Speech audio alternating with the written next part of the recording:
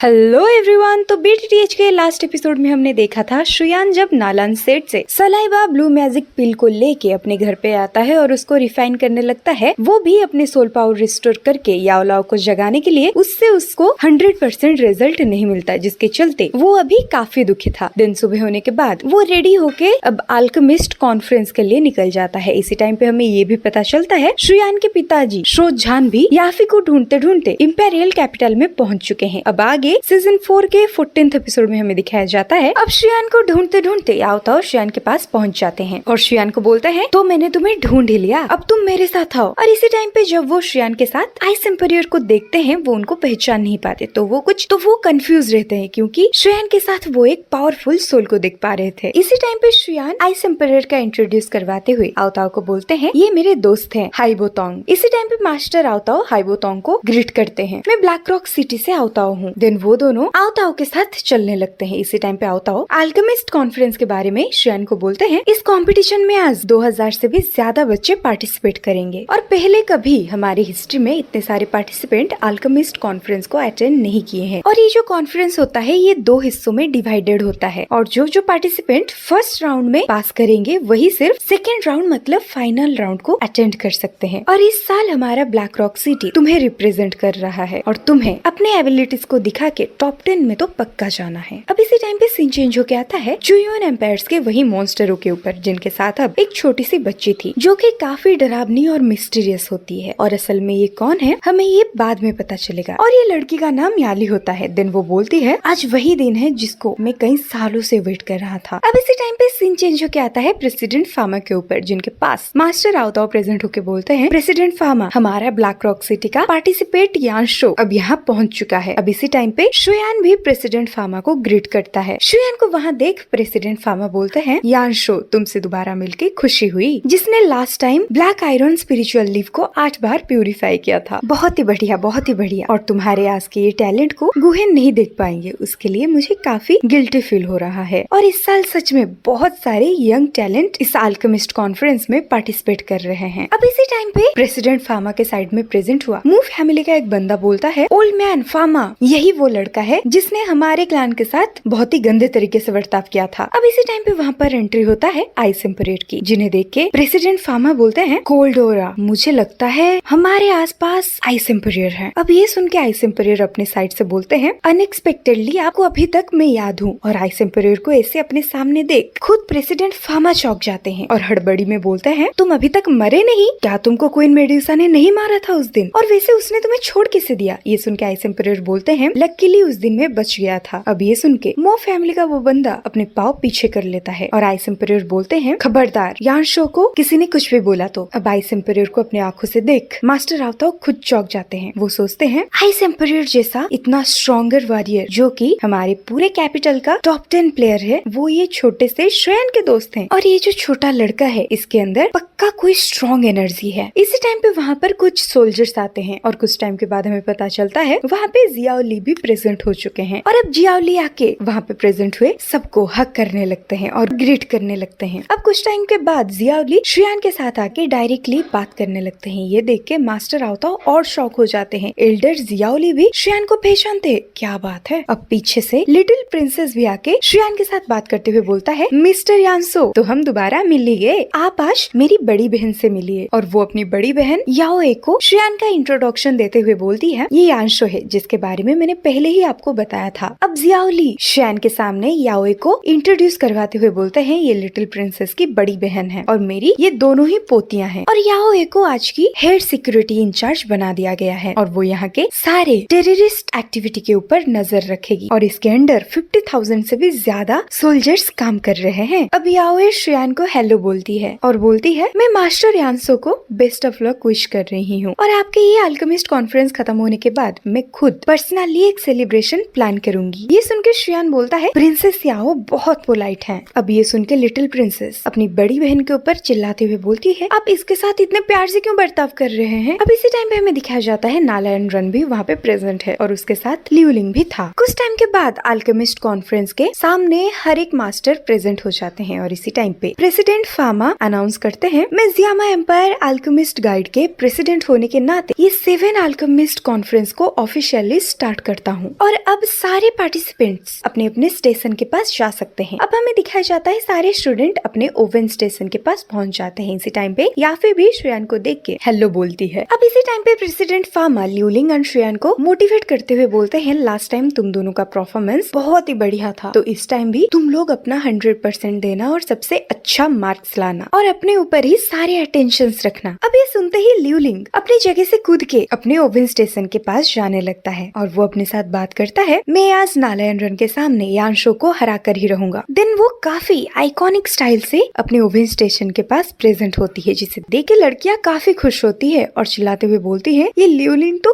काफी हैंडसम है। अब ये देख के लिटिल प्रिंसेस को काफी जेलस फील होती है, तो वो भी काफी यूनिक स्टाइल से अपने ओवन के पास प्रेजेंट हो जाती है, जिसे देख के वहाँ के लोग काफी शॉक होते हैं। और अब बारी था श्रेयान का, लेकिन श्रेयान काफी सिंपली चलते हुए वहाँ से जा ही रहा था। पीछे से लियाओजी आइस एम्परर को चिढ़ाते हुए बोलते हैं, क्या यार तुम्हारा ये दोस्त इतना नॉर्मल एंट्री लेगा। अब ये सुन के आइस एम्परर को काफी बुरा लगता है, तो वो अपने पावर्स को इस्तेमाल करते हुए श्रेयान को नीचे गिरा देते हैं। और श्रेयान को नीचे गिरते देख वहाँ प्रेजेंट हुए सारे लोग चौंक जाते हैं और उनको डर लगता है कहीं श्रेयान के साथ कुछ हो ना जाए। लेकिन इसी टाइम पे श्रेयान अपना अल्ट्रा स्मूथ एयर टेक्निक का इस्तेमाल करते हुए काफी अच्छे से अपने ओवन स्टेशन के पास प्रेजेंट हो जाता है। ये देख के पीछे से जियाओली काफी शॉक हो जाते हैं और बोलते हैं, मुझे लगता है ये लड़का पक्का टाओवांग लेवल पर होगा, मतलब 6th लेवल पर होगा। और वहाँ पर श्रेयान का एंट्री सबसे बेस्ट था और श्रेयान के मूव्स को देख के अब हर कोई श्रेयान का तारीफ करने लगता है। अब ये देख लिटिल प्रिंसेस और ल्यूलिंग को काफी जेलस फील होता है। देन इसी टाइम पे सीन चेंज होके आता है मुजहन के ऊपर, जो कि अपने एक एल्डर को बोल रहा होता है, यही वो लड़का है जिसके बारे में मैं आपको बता रहा था और ये घमंडी लड़के की वजह से नालान सेट पे मेरा इतना बेइज्जती हुआ, मैं पक्का इससे याफी को छीन कर रहूंगा। लेकिन ये सुन के उसके साइड में प्रेजेंट हुआ वो एल्डर बोलता है, तू पागल हो गया है क्या? इसके साथ खेलना मतलब अपने मौत के साथ खेलना, और ये हमारा ओपोनेंट नहीं है, अगर हम इसके साथ दुश्मनी लेंगे तो हम मारे जाएंगे। अब ये सुन के मुजहन अपने गुस्से को कंट्रोल करते हुए अपने एल्डर के सामने ग्रिट करता है और उनके बातों में सहमति दिखाता है। अब इसी टाइम पे जियाओली बोलते हैं, प्रेसिडेंट फामा अब टाइम हो चुका है, हमें इस एग्जाम को स्टार्ट करना चाहिए। अब इसी टाइम पे जियाओली आइस एम्परर को बोलते हैं, मैं इस लड़के से दिन ब दिन अट्रैक्ट होता जा रहा हूँ। अब सीन कट होके आता है याओये के कुछ सिपाहियों के ऊपर, जो लोग की कुछ मोमेंट्स फील करके जब एक गली के अंदर भाग के जाते हैं, उन्हें पता चलता है उस गली में एक डेड बॉडी पड़ा हुआ है और वो इंस्टेंट जाके अपने सिक्योरिटी इंचार्ज को इस एक्टिविटी के बारे में बताते हैं। इधर अल्केमिस्ट कॉन्फ्रेंस में प्रेसिडेंट फामा सारे पार्टिसिपेंट को बता रहे होते हैं आज का एग्जाम क्या है, और वो बोल रहे होते हैं सारे स्टूडेंट्स के सामने एक पिल को बनाने के लिए सारे इंग्रेडिएंट्स और उसके साथ उसका टेक्निक भी है, तो उस टेक्निक को फॉलो करके आपको बस वो पिल बनाना है और जो भी इस पिल को रिफाइन कर देगा वो नेक्स्ट लेवल पर प्रमोशन हो जाएगा। लेकिन ये सुन के श्रेयान सोचता है अल्केमिस्ट कॉन्फ्रेंस का एग्जाम इतना इजी तो कभी नहीं हो सकता। अब इसी टाइम पे लिटिल प्रिंसेस भी बोलती है, अरे ये एग्जाम तो काफी सिंपल है और इस पिल को बनाने के लिए हमें काफी लंबा समय भी दिया जा रहा है। एंड इसी टाइम पर टाइमिंग वहाँ पर स्टार्ट हो जाता है और प्रेसिडेंट फामा बोलते हैं, जो स्टूडेंट्स टाइम के हिसाब से पिल को बना नहीं पाए वो सब इस एग्जाम में फेल हो जाएंगे। अब ये सारे रूल्स एंड रेगुलेशंस को समझाने के बाद प्रेसिडेंट फामा अनाउंस करते हैं, अब अल्केमिस्ट कॉन्फ्रेंस का फर्स्ट एग्जाम स्टार्ट होता है। अब सारे स्टूडेंट्स अपने पिल को रिफाइन करने में लग जाते हैं। अब श्रेयान भी अपना एक पर्पल पिल को कंज्यूम करके अपने पर्पल फायर के हेल्प से ओवन में पिल बनाने लगता है। इसी टाइम पे प्रेसिडेंट फामा सारे स्टूडेंट्स को चेक कर रहे होते हैं कि कोई स्टूडेंट एग्जाम में कोई चीटिंग तो नहीं कर रहा। इसी टाइम पे उनका नजर एक छोटी सी बच्ची के ऊपर होती है जो कि चुयून एम्पायर की थी और वो बोलते हैं, ये लड़की इतनी छोटी है उसके बावजूद इसकी सोल पावर इतना ज्यादा स्ट्रॉन्ग कैसे है। ये देख के प्रेसिडेंट फामा को काफी गड़बड़ी फील होता है और वो आइस एम्परर एंड जियाओली को बोलता है, ये बच्ची इतनी छोटी है लेकिन उसके बावजूद इसकी सोल पावर पिलकिंग गुहे से भी ज्यादा स्ट्रॉन्ग है। ये सुन के जियाओली बोलते हैं, ये शायद बहुत ही ज्यादा टैलेंटेड लड़की होगी। लेकिन इसी टाइम पे जब प्रेसिडेंट फामा उस बच्चे की हिस्ट्री रिकॉर्ड चेक करते हैं, उन्हें पता चलता है ये तो चुयून एम्पायर से आई हुई है और ये सिर्फ 17 साल की है और 17 साल के होने के बावजूद इसका सोल इतना स्ट्रॉन्ग कैसे हो सकता है और ये एक 4th लेवल के अल्केमिस्ट कैसे हो सकती है, ये पॉसिबल नहीं है, इसमें कुछ तो गड़बड़ है और वो सारे स्टूडेंट से मुझे कुछ अलग लग रही है। अब ये सुन के जियाओली बोलते हैं, अगर ऐसा कुछ है तो ये मेरे चंगुल से बच नहीं सकती, रुको मैं अभी चेक करके बताता हूँ। इसी टाइम पे जियाओली अपने टेक्निक से एक छोटा सा गोला उस लड़की के पास भेजते हैं, जिसके चलते याली जियाओली के वो बाढ़ से बचने की कोशिश करती है, लेकिन जैसे तैसे करके जियाओली याली के मुंह से वो नकाब हटा देते हैं और याली 1 सेकंड में जान जाती है उसके ऊपर किसने हमला किया था। ये देख के जियाओली भी काफी शॉक जाते हैं। इवन इफ वहाँ प्रेजेंट हुए सारे के सारे लोग शॉक हो जाते हैं और जियाओली बोलते हैं इसने मेरे बाढ़ से खुद को बचाने की कोशिश की, उसके साथ इसको 1 सेकंड में पता चल गया मैंने ही उसके ऊपर वार किया था। ये सुन के प्रेसिडेंट फार्मा बोलते हैं तुमको कितनी बार बताऊं, अल्केमिस्ट कॉन्फ्रेंस के बीच में ऐसे कोई भी अपने टेक्निक्स को यूज नहीं कर सकता और मैं सोचता हूँ ये आपके लास्ट ट्रायल्स हैं और नेक्स्ट टाइम से आप हमारे अल्केमिस्ट कॉन्फ्रेंस के रूल्स को नहीं तोड़ेंगे। अब ये सुन के जियाओली हाँ में अपना सर हिलाते हैं। इसी टाइम पे हमें दिखाया जाता है बहुत सारे स्टूडेंट अपने पिल को रिफाइन करने में नाकामयाब हो रहे हैं। अब ये देख के वहाँ पे प्रेजेंट हुए सारे लोग चौंक जाते हैं। इसी टाइम पे शुयान जब एक एक करके अपना सारे इंग्रेडिएंट्स डाल रहा होता है और अब उसका लास्ट इंग्रेडिएंट ही होता है अपने ओवन में डाल के पिल को रिफाइन करने में, कुछ टाइम के बाद वो भी अपने ओवन को अपने कंट्रोल में नहीं रख पाता और उसका भी ओवन में से काला धुआं निकल जाता है और इधर लिउलिंग और लिटिल प्रिंसेस भी फेलियर हो जाते हैं अपने पिल को रिफाइन करने में। लेकिन हमें दिखाया जाता है इसी टाइम पे चुयून एम्पायर से आई हुई याओली को इस सब से कुछ फर्क ही नहीं पड़ रहा था और वो बोलती है ये तो गधों की टोली है और उसके ओवन में कोई भी एक्सप्लोड नहीं होता और वो बोलती है मुझे जैसा लगता है इस टाइम अल्केमिस्ट कॉन्फ्रेंस का चैंपियनशिप मैं ही हासिल करूंगी। अब यहाँ पर एंड होता है सीजन 4 का 14th एपिसोड।